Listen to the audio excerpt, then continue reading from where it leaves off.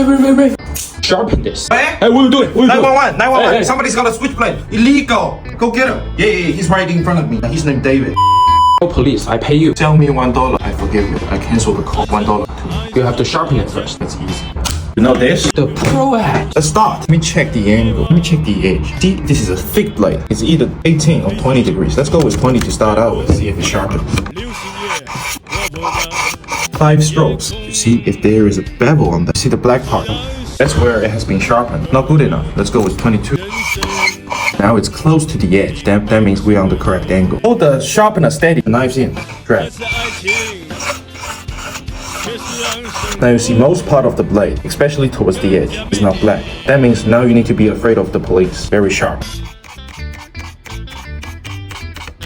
After the whole blade is sharpened, move on to ceramic. That is polished. Increases the sharpness, removes the residue on the edge, which is the burr.